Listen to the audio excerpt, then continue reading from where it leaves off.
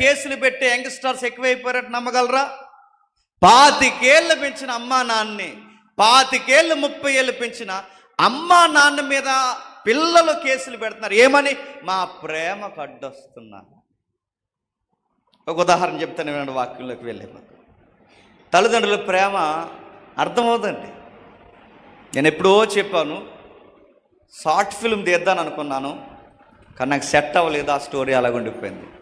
చెబుతాను వినండి, జస్ట్ ఒక అవుట్లైన్స్ చెబుతాను వినండి.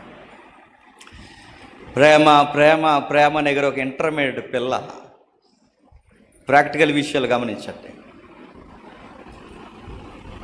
లోపల పడుకుంది, ముసుకార దుప్పటి కప్పుకుంది. ఆ లోపల పడుకున్న అమ్మాయిని సరిగ్గా 12 అయ్యే సమయానికి వాళ్ళ అమ్మ నాన్న తమ్ముడు ఆ తలుపుల దగ్గర నిలబడి టకా టకా డోర్ కొట్టారు. ఇసుకొచ్చేస్తుంది ఆ పిల్లకి డోర్ తీయడానికి. మొదటిసారి పిలిచారు, అమ్మ చిన్ని బయటికి రారా తల్లి అని డాడీ పిలిచాడు. 2 సార్లు పిలిచాడు, డోర్ తీయలేదు. అప్పుడు వాళ్ళ అమ్మ వసాయ్ నాన్న పిలుస్తున్నాడుగా బయటికి రా అని పిలిచింది, అయినా రాలేదు. తమ్ముడు, అక్క అమ్మ నాన్న పిలుస్తున్నారే బయటికి రా అన్నాడు. టకాలమని డోర్ ఓపెన్ చేసింది. ఏ అని అడిగింది. హ్యాపీ బర్త్డే తల్లి, ఈరోజు నీ పుట్టినరోజు. థ్యాంక్ యూ, నీకు కొన్ని గిఫ్ట్లు తెచ్చామా, మేము వెళ్ళిపోయిన తర్వాత లోపల ఓపెన్ చేయి, ఇప్పుడు ఓపెన్ చేయకంటే సరే ఆ నా గిఫ్ట్ ఏదో ఫోర్స్గా తీసుకుని లోపలికి వెళ్ళిపోయి ఆ గిఫ్ట్ ఇచ్చారులే అన్నట్టు దాన్ని అలా గిరేసింది. ఆ గిఫ్ట్ అలా మంచం కింద పోయింది. వెంటనే మళ్ళీ ముసుకేసుకుని నిద్రపోవట్లేదు, షాటింగ్ చేస్తుంది. అప్పుడు 12 తర్వాత సరిగ్గా మెసేజ్ వచ్చింది, happy birthday my dear dash dash dash అని పెట్టాడు. వెంటనే అప్పుడు వరకు అమ్మా నాన్న చెబితే రాని నవ్వు, అమ్మ చెబితే రాని నవ్వు, డాడీ చెబితే రాని నవ్వు, సొంత తమ్ముడు చెబితే రాని నవ్వు, గాలి గొట్టంగాడు గాలి మెసేజ్ పెడితే అప్పుడు థ్యాంక్ యూ సో మచ్ ఏ ఉండాలండి. ఆ లాంగ్వేజ్ మనకు గుర్తులేదు.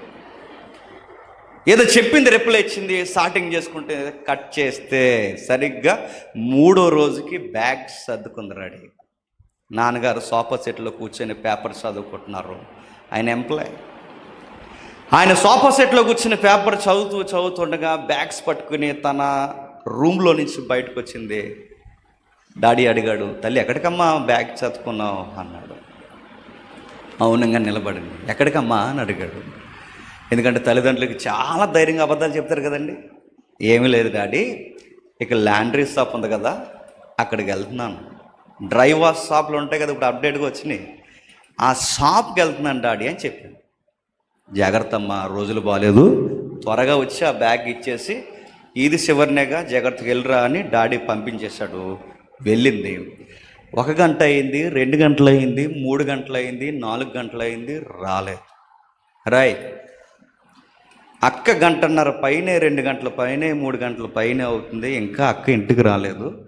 ఆ షాప్ దగ్గరికి వెళ్ళిందంది, ఒకసారి వెళ్ళి చూడరా అంటే పరుగెట్టుకుని వాళ్ళ తమ్ముడు వెళ్ళాడు. మా అక్క వచ్చిందన్నారు ఆంటీ, రాలేదంటే మీ అక్కేం రాలేదు బాబు అన్న. అటు తిరిగాడు ఇటు తిరిగాడు, పరుగు నీటికి వెళ్ళి డాడీ అక్క రాలేదనగానే కొంచెం టెన్షన్లో పడ్డాడు. ఎందుకంటే తండ్రులకి కూతుర్ల మీద ప్రేమ ఎక్కువ ఉంటుంది. ఏమైంది అంటే అక్క రాలేదు. ఎక్కడికి వెళ్ళారో ఫోన్ స్విచ్ ఆఫ్ చేయబడిందని వస్తుంది. అటు పరిగెట్టాడు ఇటు పరిగెట్టాడు, సాయంత్రం అయిపోయింది, ఇంకా అమ్మాయి రాలేదు. ఏమైందో తెలియదు. ఈ లోపల వాళ్ళ అమ్మకి కంగారు వచ్చింది. ఏమండి ఏదో జరిగిందండి, భయం వేస్తుంది, బయటికి వెళ్ళింది, ఏ అదవి ఏం చేశాడో ఏంటో. ఆ పిల్ల బట్టలు ఉతకడానికి, అదే బట్టలు ఉతికించడానికి వెళ్తే ఈ లోపు పాపను ఏం చేశారేంటో, పోలీస్ స్టేషన్ కంప్లైంట్ ఇవ్వండి అంటే పోలీస్ స్టేషన్ కంప్లైంట్ ఇస్తే ఏమవుతుందో ఏంటంటే మరి ఏం చేస్తామండి, పోలీసులు కంప్లైంట్ ఇద్దామంటే సరే పోలీస్ స్టేషన్ కంప్లైంట్ ఇవ్వాలంటే అమ్మాయి ఫోటో ఉండాలి. మిస్సింగ్ కేసు నమోదు చేస్తారు కంప్లైంట్ తీసుకునే ముందు. అమ్మాయి ఫోటో ఉండాలి, అమ్మాయికి సంబంధించిన ఆథరైజ్డ్ ఏదో ఒకటి ఉండాలి. అంటే అది ఏదో ఒక కార్డు ఐడి ఉండాలి. ఐడి ప్రూఫ్ కొరకు లోపలికి వెళ్ళాడు. ఎదుగుతుంటే సరిగ్గా తన ఎక్కడైతే తన తలదూకుంటుందో ఆ టేబుల్ మీద ఒక లెటర్ పెట్టేది. డాడీ దయచేసి మీరు నన్ను ఎతక్కండి, నేను కొన్ని నెలలుగా చాలా తీవ్రంగా ఒక అబ్బాయిని నేను ప్రేమిస్తున్నాను. నేను చెబితే మీరు ఒప్పుకోరని, ఇంట్లో నేను చెబితే ఒప్పుకోరని నాకు తెలుసు. మీరు గౌరవ మర్యాదలకి పెద్ద పెట్టేస్తారని నాకు తెలుసు. అవసరమైతే నన్ను చంపేస్తారని కూడా తెలుసు. ఇలాంటి విషయాలు మీకు అస్సలు నచ్చవని తెలుసు. ఎందుకంటే మీరు సొసైటీలో గౌరవపదమైన ఒక పెద్దగా పెరిగారని తెలుసు డాడీ. అందుకే దయచేసి ఎతకండి, మా ప్రేమకు అడ్డు రాకండి. ఒకవేళ మేము ఎక్కడున్నామని తెలిసినా దయచేసి మమ్మల్ని చంపకండి అని లెటర్ రాసి వెళ్ళి, ఆ లెటర్ ఆయన దాచుకున్నాడు. బయటకు వచ్చాడు, విషయం నడిచింది. సరిగ్గా 3 రోజులకి బయటకు వచ్చే సమయానికి ఏమంటే కంప్లైంట్ వద్దు, ఏమొద్దు చెప్పట్లేదు. ఎందుకంటే తండ్రులు ప్రతి విషయాన్ని బయటికి చెప్పరండి. చెల్లెలు బాగా వినండి, చిన్నపిల్లలైనా చెల్లెలు ఎవరైతే ఉన్నారో బాగా వినండి, బయటికి చెప్పలేదు. సరిగ్గా 3-4 రోజులకి ఆ పిల్ల ఆటో దిగి ఆ బ్యాగ్స్ పట్టుకుని నడుచుకుంటూ వస్తుంది. 3-4 రోజులకి ఏమైంది? గాలి గొట్టంగాలి బయటికి తెలిస్తే పూరి కూడా కొండవు. మళ్ళీ చెప్తున్నాను నేను, ఆడేం చేయలేడు. వాడిని పెంచుతాడు అనుకుంటున్నావా? వాడు నిజంగా పనికొచ్చే పనోడే అయితే ఇలాంటి పిచ్చి పనులు చేస్తాడా? 3 రోజులు టిఫిన్ అట్లేరు, 3 రోజులు భోజనం పెట్టలేడు, కనీసం నీకు ఒక బట్ట కొనలేడు. ఆ పిల్లకి అర్థమైంది ఏదో జరిగింది సంథింగ్. ఆ విషయం అంతా పక్కన పెట్టండి. 3వ రోజుకి బ్యాగులు పట్టుకుని వస్తే పరుగున వాళ్ళ అమ్మాయి వెళ్ళింది, పరుగున తమ్ముడు వెళ్ళాడు. హక్ చేసుకున్నారు. ఎక్కడికి పోయావే, ఏమైందే, ఎక్కడ పోయావో చెప్పా చేయకుండా నీ గురించి కళ్ళు కాయలు కాసేలా మేము ఏడుస్తున్నాం. ఏమైందిరా, లోపల రా, తిన్నావా లేదా, ఇటు ఎలా ముఖమేంటి ఎలా అయిపోయింది, ఏమైందని లోపల తీసుకెళ్లారు. ఆ లోపల తీసుకెళ్తే అర్థం అవట్లేదు ఆ పిల్లకి. ఏం అర్థం అవట్లేదంటే, అసలు ఇలాంటి పాడు పని చేసిన ఏ అమ్మాయినా ప్రేమిస్తుందా? రాక ఇంట్లోకి అని చెప్తుంది. అయినా మా అమ్మ నన్ను ప్రేమగా స్వీకరిస్తుంది, మా తమ్ముడు నన్ను ప్రేమగా స్వీకరిస్తున్నారు, ఇంత ప్రేమగా నన్ను స్వీకరించి నా లోపలికి తీసుకుని వస్తున్నారంటే తనకు ఒక విషయం అర్థమైంది. తెలివైన పిల్లే. ఏమర్థమైందంటే, బహుశా నేను రాసిన ఉత్తరం వేళలో చదవాలి. ఒకవేళకి ఉత్తరం వేళకి అర్థమై ఉంటే నేను లేచిపోయాను అని అర్థమవును, ఇంట్లో కూడా రానివ్వరు. అంటే ఈ విషయం వాళ్ళకి అర్థం అవ్వలేదు. మరి ఆ లెటర్ ఏమైంది? డైనమాలో పడింది. అటు పరిగెట్టింది, ఇటు పరిగెట్టింది. ఖచ్చితంగా మా డాడీ చదువుంటాడు. మమ్మీ డాడీ ఏడి అని అడిగి, మమ్మీ నిన్నే డాడీ ఏడని అడిగితే ఆ ఎదవ కోసం ఎత్తకంది. షాక్ అయిపోయింది. ఎప్పుడు నాన్న పేరు పెట్టి పిలవని మా మమ్మీ, ఎప్పుడూ కనీసం ఏ రోజు అగౌరవంగా మాట్లాడిన నా తల్లి మా నాన్న ఎదవంటుందేంటి? ఏడు మమ్మీ, డాడీ ఏడు మమ్మీ అంటే ఆ ఎదవ కోసం వాడుకో పనికి మాలినోడు. ఏమయ్యాడు మమ్మీ అంటే ఫోటో చూపించింది, చచ్చిపోయాడు. ఆ డాడీ చనిపోవడం ఏంటి? ఏం అర్థం అవ్వట్లేదు, ఏం మాట్లాడట్లేదు. లోపలికి వచ్చింది, నాన్న చనిపోవడం ఏంటి, ఎదవంటుంది ఏంటి, ఏం జరిగింది? ఏడుస్తూ తన గదిలోకి పోయింది. నేల మీద పడి ఏడుస్తుంది. ఆ నేల మీద పడి ఏడుస్తున్నప్పుడు సరిగ్గా పుట్టినరోజు గిఫ్ట్ ఇచ్చారు కదా, ఆ గిఫ్ట్ మంచం కింద కనబడి ఒక్కసారి బాధపడ గిఫ్ట్ బయటకు లాగింది. అప్పటికి ఆ గిఫ్ట్లో ఈ పిల్ల వస్తుందని తెలిసి ఆ గిఫ్ట్కి ఒక డాడీ లెటర్ అంటించేసి ఉంచాడు. అమ్మా, నీకు విషయం చెప్పాలి, 3వ రోజుకైనా 4వ రోజుకైనా ఏదో ఒక రోజు నువ్వు తిరిగి వస్తావని నాకు తెలుసు. ఎందుకంటే నీ వయసు దాటి వచ్చిన తండ్రిని నేను. ఆ వయసు ఎలా ఉంటుందో నాకు తెలుసు, ఆ జీవితం ఎలా ఉంటుందో తెలుసు. ఖచ్చితంగా అమ్మ నాన్న విలువ తెలుసు, నువ్వు వెనక్కి వస్తావని తెలుసు. అమ్మ నీకు ఉత్తరం రాస్తున్నా, నా కూతురు ఎవరితోనో లేచిపోయిందన్న మాటలు ఈ గుండె వినలేదమ్మా. గారాభంగా పెంచుకున్న నా బిడ్డ ఎవడో తీసుకెళ్ళిపోతే గొర్రెళ్ళిపోయినట్టు వెళ్ళిపోయిందంటే ఈ చెవులు వినలేవమ్మా. అందుకే నా బిడ్డకి అవమానం రాకూడదని, నా బిడ్డని ఎవ్వడో ఏది అనకూడదని, నా బిడ్డ తప్పు చేసినా ఎప్పటికీ తండ్రికి బంగారమే అని ఒక నిర్ణయం తీసుకున్నానమ్మా. ఏం చేశారు? చదువుతుంది అందులో.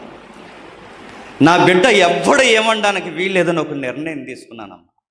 ఒక మాట అన్నావు కదమ్మా, నీ ప్రేమకి మేము అడ్డొచ్చి నీ ప్రాణాలే తీసేస్తానన్నావు కదా. ఒక మాట చెప్తాను, గుర్తుపెట్టు. నువ్వు ఇంట్లో నుంచి వెళ్ళిపోయావంటే చీ అంటారని, తూ అంటారని, రకరకాలుగా ఈదుల్లో ఎంత ఉంటేనే ఎంత మాట్లాడతారు. అంతగా నా కూతురు కోసం గుప్పుమని ఊరు మాట్లాడితే తట్టుకోలేక నిన్నెవ్వడ ఏమనకూడదని అందరికి ఒక మాట రాసి నేను సూసైడ్ చేసుకుని చచ్చిపోయాను. అమ్మాయికి అర్థమైంది. అంటే నాన్న ఆత్మహత్య చేసుకున్నాడా? ఏమని పేరు చెప్పి ఆత్మహత్య చేసుకున్నాడంటే ఆ లెటర్లు ఇలా రాశాడు. ఆ లెటర్ అందరు కనబడేలా పెట్టాడు. ఈ లెటర్ మాత్రం వాళ్ళ అమ్మాయికే కనబడేలా పెట్టాడు. అందరు కనబడే లెటర్లో ఏమని రాశాడంటే, నా కూతురు ఇంట్లో నుంచి ఎందుకు వెళ్ళిపోయిందంటే ఎవరితోనే వెళ్ళిపోలేదు, నా కూతురు నేను లైంగికంగా ఏదించే ప్రయత్నాలు నేను చేస్తున్నానని నా బంగారు తల్లికి ఆ విషయం నచ్చక, నా తండ్రే నన్ను ఇబ్బంది పెడుతున్నాడని తట్టుకోలేక నా కూతురు ఇంట్లో నుంచి వెళ్ళిపోయింది. ఈ దుర్మార్గుడు వాళ్ళ ఇంట్లో నుంచి వెళ్ళిపోయిందే తప్ప నా కూతురు బంగారం అని చెప్పి నీ నింద నా నిందగా భరించాను. నువ్వు మాట అన్నావు కదమ్మా, నీ ప్రాణాలు తీసేస్తానన్నావు కదా. ప్రాణాలు ప్రేమ కొరకు ఇచ్చేసేది నిన్ను తీసుకెళ్ళిపోయేవాడో, నువ్వు బాగుండాలని నీ కొరకు ప్రాణాలు ఇచ్చేసే ఈ తండ్రిది నిజమైన ప్రేమ నువ్వే తెలుసుకో తల్లి, నువ్వు వస్తావు అని లెటర్ రాసి చచ్చిపోయాడు. ఇప్పుడు చెప్పండి, ఈ చిన్న విషయంలో, ఈ పరిస్థితుల్లో, ఈ కథలో, ఈ స్టోరీలో ట్రూలో ఏం కనబడుతుంది చెప్పండి. ఎప్పుడైనా మీరు గమనించండి, పిల్లలుగా ఎన్ని తప్పులు చేసినా వెంటనే 2 దెబ్బలు పడేసి మళ్ళీ సెంగులోకి లాక్కుండేది ఎవరో తెలుసా? మీ అమ్మే. గుర్తుపెట్టుకో. నువ్వు ఎంత తప్పు చేసినా మళ్ళీ నేను వెనక్కి నిలబెట్టి ఎదురు ఈదోలతో గొడవాడేది ఎవరో తెలుసా? మీ నాన్నే. మనకి ఈ ప్రేమ కళ్ళకు కనబడదండి. హాయ్, గుడ్ మార్నింగ్, టిఫిన్ చేసావా అనగానే ఎంత కేరింగో నా మీద, టిఫిన్ చేశారని అడుగుతున్నారు. ఆడు జొమాటోలో ఏమైనా బుక్ చేశాడు నీకు టిఫిను? ఆడ ₹10 పని చేయండి, నీకు ఏది ఇవ్వడు. కానీ నీకేమి నచ్చింది తెలుసా? టిఫిన్ చేసావా అని అడిగింది కేరింగ్ అనుకుంటావు, చెత్త మాటలు కేరింగ్ అనుకుంటావు, రమ్యమైన మాటలు. పార్కుల్లో కూర్చుని గంటలు ఏం మాట్లాడుకుంటారు? భుజాలు తాక్కుని శ్వాస తగులుతుంటే కన్న పేగు తెంచుకుని పుట్టిన ఆ తల్లిదండ్రుల్ని గరానాగా మోసం చేస్తూ, ఆ ఇంటిని ఈడి మోసం చేస్తూ, ఈ ఇంటిని ఈ పిల్ల మోసం చేస్తూ, ఈ మోసకరమైన అబద్ధపు పనులు చేస్తూ, ఈ మోసానికి పెట్టుకున్న పేరేంటండి? ప్రేమ. ఎవడన్నాడు ప్రేమని?